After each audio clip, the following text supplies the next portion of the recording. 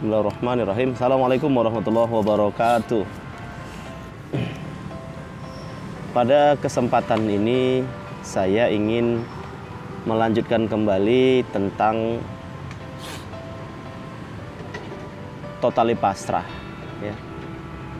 Totali pasrah, pasrah, total pasrah dengan sepenuh jiwa terhadap keputusan yang Allah Subhanahu wa Ta'ala telah berikan dalam setiap usaha atau kehidupan kita.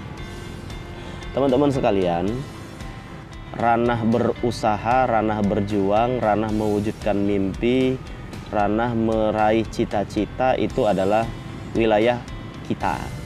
Berjuang dengan sekuat kemampuan, sekuat usaha, namun tetap juga berdoa sepenuh hati dan sepenuh jiwa raga, sementara hasilnya itu adalah wilayah prerogatifnya Allah Subhanahu wa Ta'ala.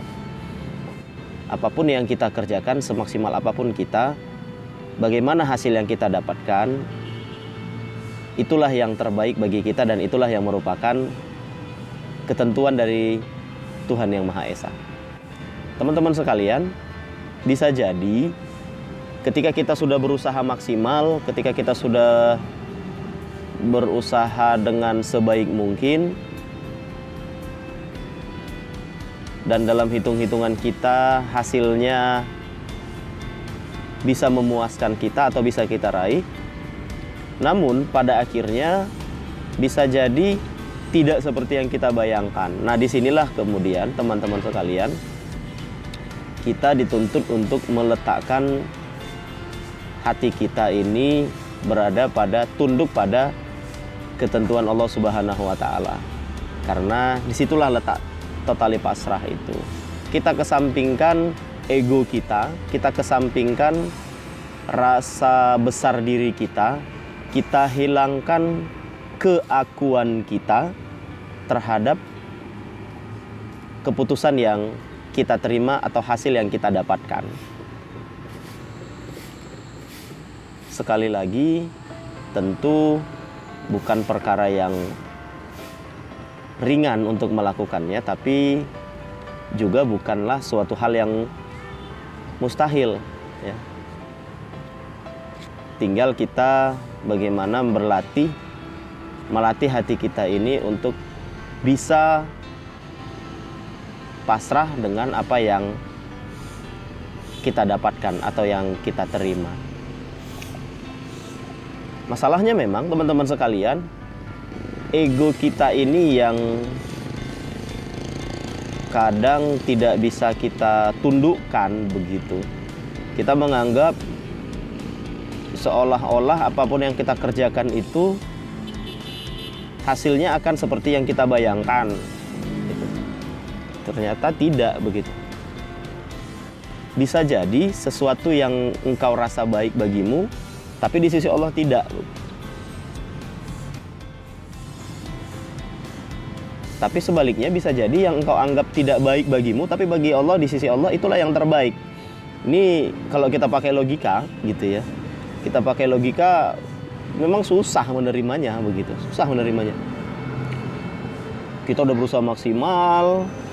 Contoh sederhana. Ini video yang kedua yang saya ambil sebagai lanjutan dari video pertama, totali pasrah. Jadi untuk video ini saya sudah ngambil 2 kali teman-teman sekalian. Pertama kemarin ketika berada di kebun salak begitu, itu saya sudah ambil rekaman. Menurut saya,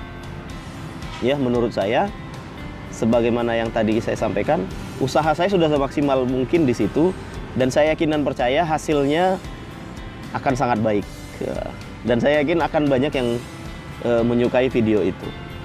Itu kan dalam hitung-hitungan saya begitu. Dalam kalkulasi saya dengan usaha yang saya lakukan tersebut. Qadarullahnya sampai di rumah begitu, video yang tadi sudah saya rekam, yang sudah saya buat bagus-bagus begitu, oleh anak saya dihapus. Bles. Hilang. Jadi hilang gitu aja begitu. mau marah ya gimana, nggak marah juga ya kesal begitu. Sekali lagi teman-teman sekalian, disitulah kita meletakkan diri kita terhadap kemahabesaran Allah. Artinya saya dituntut untuk menekan ego saya begitu. Ya, menekan ego saya nggak bisa begitu. Memang saya sudah berusaha maksimal, tapi hasil itu bukan urusan saya. Nah, itu dia teman-teman sekalian. Hasil itu bukan urusan saya. Semua itu adalah ketetapan dari Allah Subhanahu wa taala. Bisa jadi, teman-teman sekalian, bisa jadi kalau ulah misalnya video itu bagus, kemudian selesai saya edit, kemudian saya share kepada teman-teman, para pemirsa semua, bisa jadi malah berefek buruk gitu ya. Wallahu alam, nggak ada tahu kan. Gitu. Tapi ternyata Allah ingin mengatakan kepada saya, enggak. Selesai di situ, hapus. Nah, teman-teman sekalian, nih. Jadi totali pasrah. Jadi kita memang harus menekan ego kita, itu yang pertama sih. Bagaimana kita berlatih melakukan, menunjukkan kepasrahan total kita terhadap hasil yang akan kita dapatkan. Contoh lain ya, contoh lain. Saya punya teman yang menderita sakit begitu ya, oleh dokter divonis kanker otak gitu. Dan kondisinya memang luar biasa parah. Kondisinya luar biasa parah. Jadi kalau lagi kumat sakitnya itu, teman-teman sekalian, itu bisa pingsan. Dan qadarullah, teman saya ini kos begitu ya. Teman saya ini kos, dan di tempat kosnya itu dia sendirian begitu. Sewa rumah, kemudian dia tinggal di situ. Awalnya bersama dengan temannya, tapi setelah temannya ini menikah, tinggal dia sendirian. Nah, temannya juga paham betul bagaimana kondisi dia. Ya. Setelah temannya menikah, tinggallah teman saya ini sendirian di rumah kos itu. Dan kalau dia sudah kumat begitu teman-teman sekalian, itu bisa pingsan, bisa parah lah kondisinya. Sampai kemudian dokter memvonis dengan kanker otak yang dia derita, maaf cakap, usianya tidak lama lagi begitu. Nah, divonis paling sekitar 2 tahun lagi, Masya Allah. Padahal usianya masih sangat-sangat muda. Bisa kita bayangkan teman-teman sekalian, kita yang sudah divonis umur tinggal 2 tahun lagi begitu. Kalau saya aja, kalau misalnya dikatakan 2 tahun lagi, apalah yang bisa saya lakukan, apalah yang bisa kita lakukan kan. Begitu juga lah dengan teman saya ini. Begitu dia divonis umurnya tinggal 2 tahun lagi, kurang lebih 2 tahun lagi begitu. Yang dia lakukan berikutnya apa? Udah, jadi selama ini dia melakukan upaya berobat ke sana kemari, berobat, tapi tidak ada perubahan begitu, tidak memberikan perbaikan. Setelah divonis itulah maka teman ini sampai pada kondisi, ya apalagi yang mau diusahakan begitu. Usia tinggal 2 tahun lagi aja kok begitu. Apa yang saya lakukan?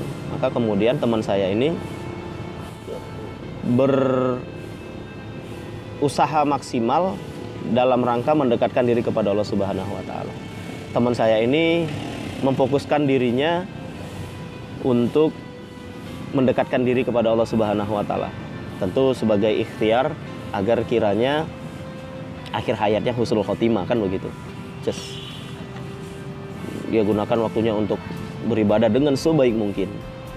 Dia gunakan waktunya untuk membaca, menghafal Al-Quran dengan semaksimal mungkin. Pokoknya dia, setahu saya, dengan Al-Quran itu begitu kuat, ya begitu kuat. Akhirnya dia terus baca, hafal. Itu terus yang dia lakukan semaksimal mungkin. Waktunya, hari-harinya dihabiskan untuk itu. Nah, teman-teman sekalian, qadarullah, ketika periksa, dokter yang tadinya memvonis usianya itu tidak sampai atau kurang lebih 2 tahun lagi saja begitu, melihat hasil tes teman saya ini, Dokter yang memeriksa tadi begitu melihat hasil tes teman saya ini kaget setengah mati. Kenapa? Karena setelah diperiksa hasil labnya tidak ditemukan sel kanker sedikit pun di tubuhnya. Masya Allah. Teman-teman sekalian, totali pasrah, ya, pasrah total. Jadi berangkat dari pertama saya pikir adalah menjinakkan ego kita dulu lah ya, menjinakkan ego kita dulu. Dan ini sebetulnya yang paling berat teman-teman sekalian. Ini tantangan yang paling berat untuk bisa totali pasrah. Menjinakkan ego kita, perasaan diri kita ini besar, perasaan diri kita ini lebih, perasaan diri kita ini lebih baik, lebih benar, punya kekuatan dan segala macamnya, yang membuat kita susah pasrah total kepada ketentuan yang Allah berikan. Padahal sudah jelas ya, la haula wala quwata illa billah. Jadi kita nggak punya apa-apa loh gitu. Kita ini nggak punya apa-apa kecuali apa yang Allah berikan kepada kita. Makanya saya, mungkin teman-teman tahu ya hashtag yang saya bilang, selalu saya dengung-dengungkan, dah gitu aja. Jadi sampai ada teman yang nanya, dah gitu aja itu apa sih maksudnya bang? Katanya begitu. Dah gitu aja itu apa sih maksudnya? Artinya teman-teman sekalian, saya ingin mengatakan kepada diri saya bahwa ya benar, saya nggak punya kuasa apapun bahkan terhadap diri saya ini, terhadap hasil yang saya usahakan begitu teman-teman sekalian. Semua itu sudah Allah takdirkan apa, kuasa saya adalah berusaha sebaik-baik mungkin begitu. Saya selalu tekankan kepada teman-teman agar berusaha semaksimal saja begitu. Tugas kita itu ya berusaha, bekerja, berjuang, mewujudkan apapun yang menjadi cita-cita mimpi kita. Masalah hasil sekali lagi teman-teman sekalian itu bukan ranahnya kita gitu loh. Nah jadi ego kita inilah yang harus kita tekan betul begitu. Merasa akunya itu gitu. Jadi tekan betul lah gitu. Nah, ini yang pertama. Kemudian yang kedua, teman-teman sekalian, belajar mencari atau menemukan hikmah dari setiap apapun yang kita alami, kita lakukan, kita temukan gitu, atau yang kita dapatkan. Belajarlah menemukan atau mencari hikmah di balik itu semua begitu. Ya, artinya